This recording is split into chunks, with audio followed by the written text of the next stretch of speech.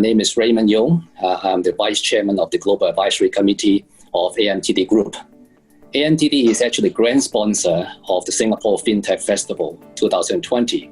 In fact, AMTD is one of the founding partners of the Singapore FinTech Festival and has been supporting the festival for the 4th consecutive year. It is our pleasure to have 3 very distinguished guests today on our panel. And the panel will address the theme, tapping into Greater Bay Area initiatives, implications and cross-border opportunities for the financial sector. So let me do a brief introduction of our panelists today. Firstly, ladies first, Dr. Mien. She is a Managing Director of AXA Hong Kong and is in charge of partner acquisitions, on top of overseeing AXA's health and employee benefits business. Mien also sits on the executive committee of AXA in Hong Kong. Mien has a long list of credentials in the medical and public health domain, and prior to joining AXA, Mien was the medical director of AIA Group. And her career spans every level of the health system globally, including the UK, Australia, and Asia. So welcome Mien to our panel. Next is Ronald. Ronald Yu is the CEO of AirStar Bank, which is a joint venture established by Xiaomi and AMTD Group, and is amongst the first few virtual banks to officially launch business earlier this year.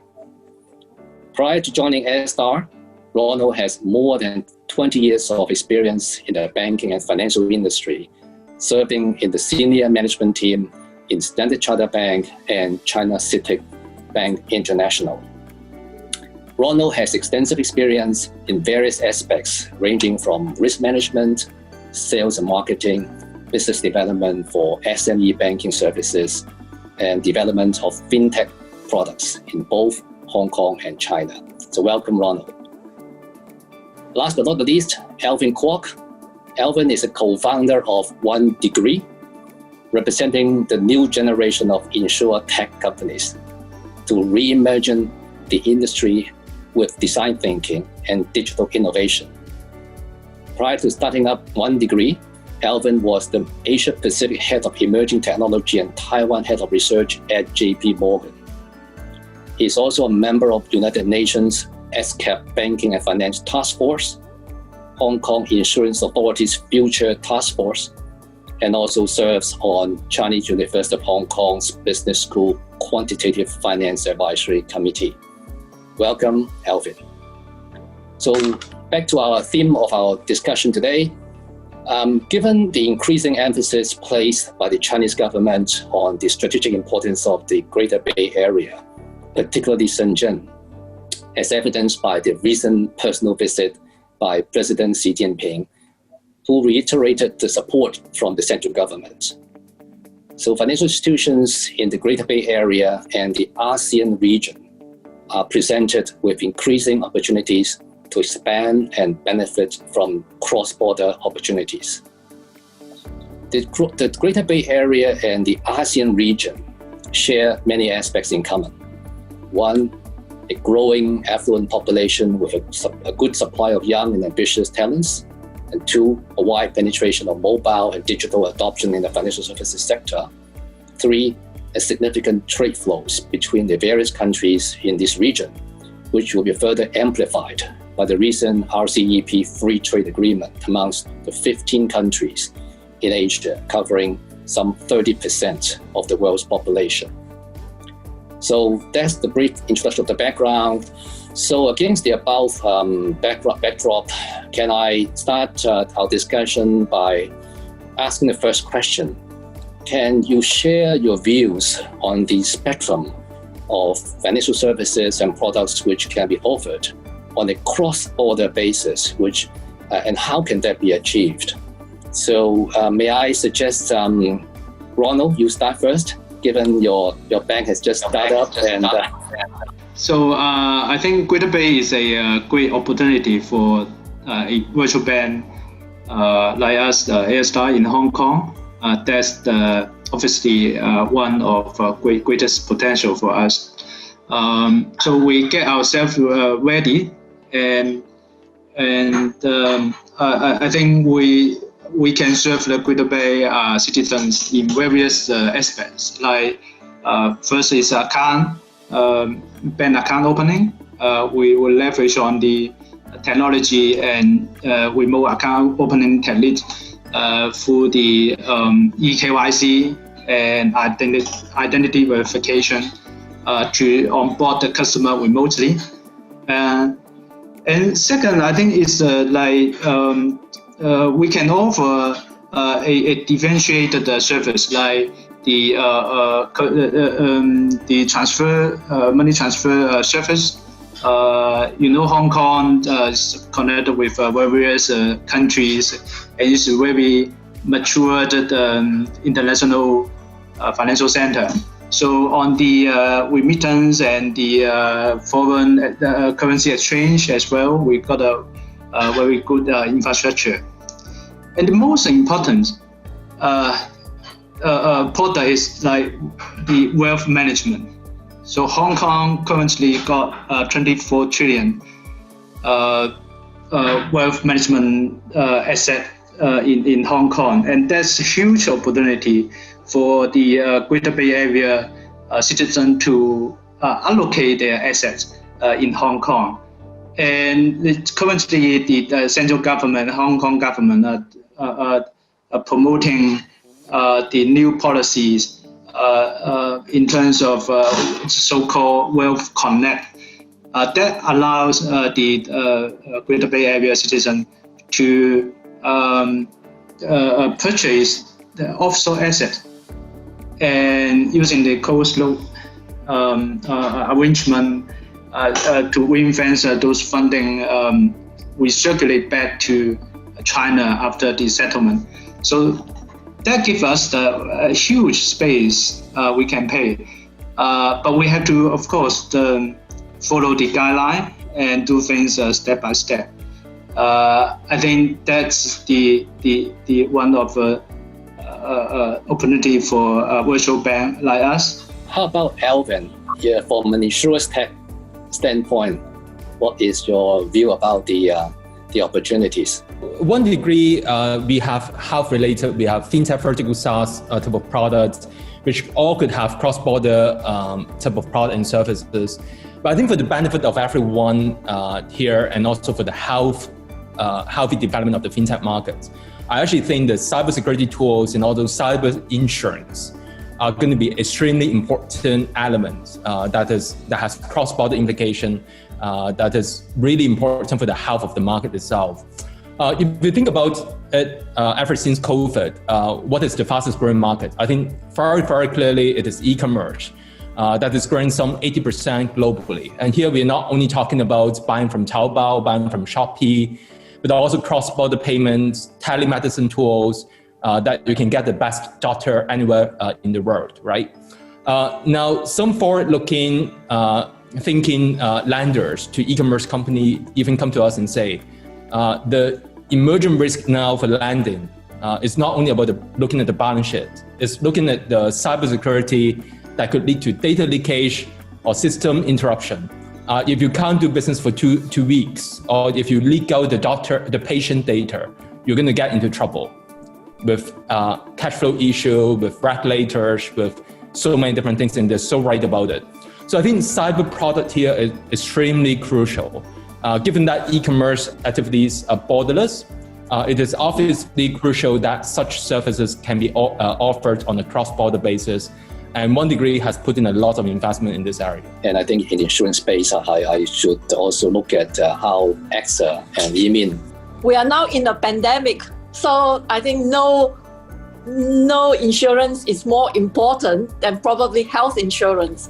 And this is an area where Hong Kong is very matured, very experienced, and where China is only now starting to understand and appreciate how insurance can actually improve and help to develop society. The GBA, of course, is a central government strategy with the highest level of backing and with both the internal and external goals, which are really important about the double circulation strategy, because it is not just about China or GBA or Hong Kong. It is actually a regional and global strategy.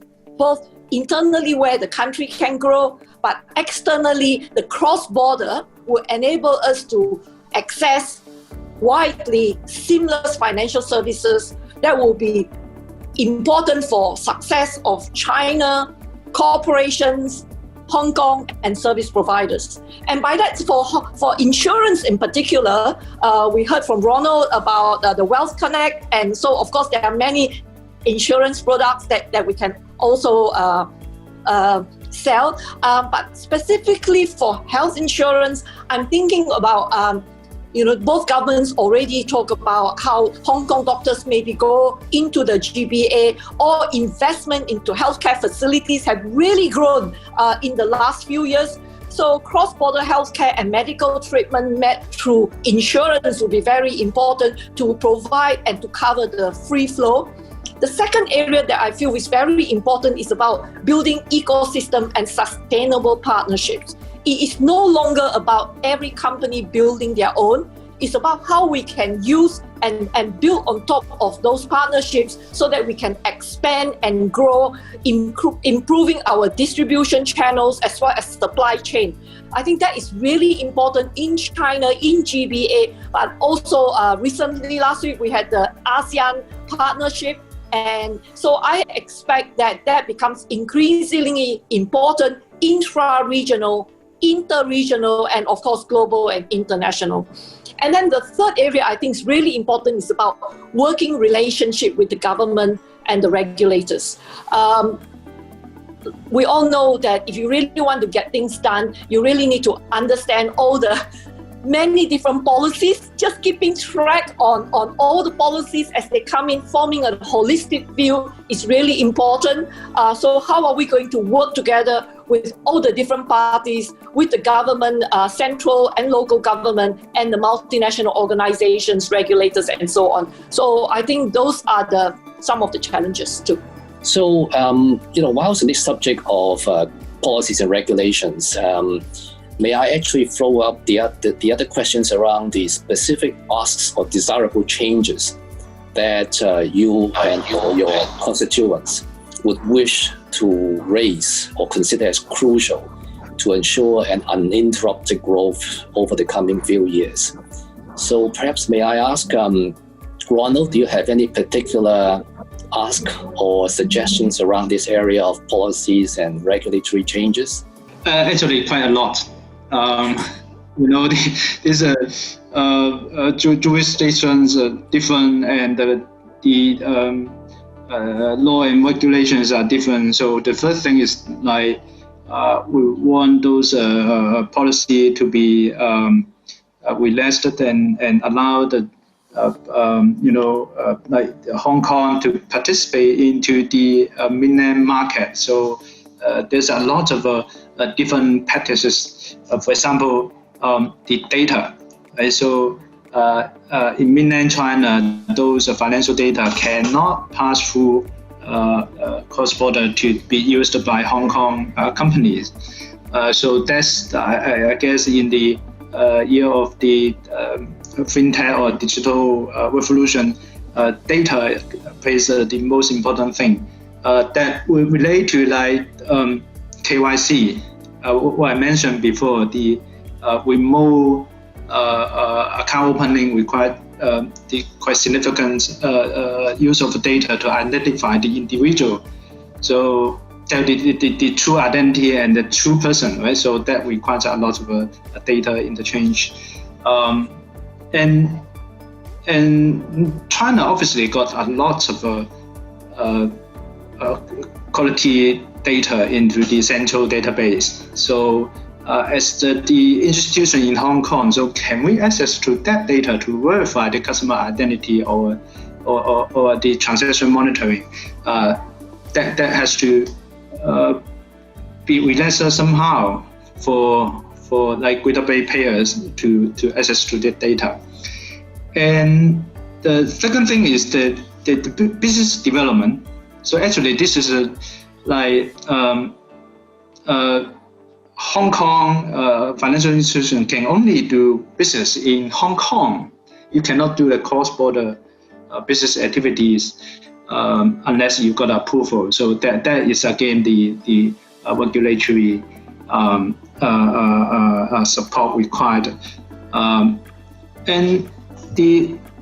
in China, we say the most significant policy we ask is the fund transfer limit.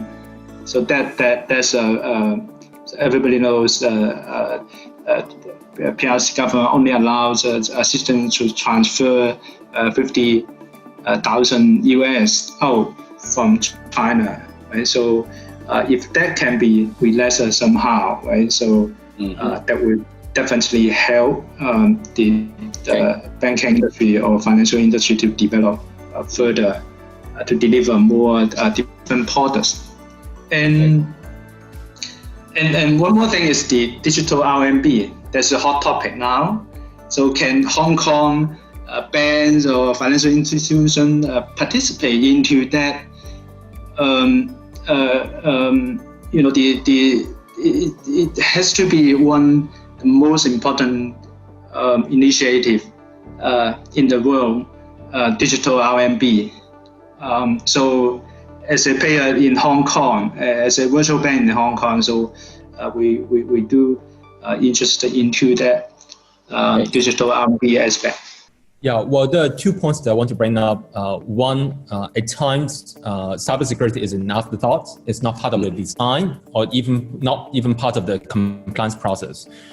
So cybersecurity education is extremely important. I think for governments, they need to give companies both carrot and stick through potentially subsidy on cybersecurity spending and penalty when it comes to data breaches. And this is really important because let's say if one of us, one of the digital bank, one of the health provider run into cyber issues, there's going to be collateral damage to the entire trust of the for the digital banks and also for the entire health system, right? I think that's one. Second of all, some regulators, particularly in the financial market, are still very old school. Allow me to say this. And they want the data to sit on on-premise server. And I can tell you that this is the most dangerous because how many companies really have the in-house capability to deal with cyber threat in your office? Okay. And particularly when talking about SME, like the 100,000 or even more type of SMEs, how do you expect each of them to be able to cope with this, right? So for OneDegree, as one of the first virtual insurers in the region, we actually got 100% of our operations sitting on cloud infrastructure right now because it is actually the safest with the big boys like Google, Microsoft, Alibaba, etc., who really have the expertise to keep upgrading the cybersecurity capability. To enable us to achieve uninterrupted growth, most important, I believe, is trust and confidence. This will provide people, investors to take not just a short to medium term, but a long-term view. And that comes with it comes commitment and strategy from everyone in the ecosystem, because it's not one player, it's every player in the ecosystem.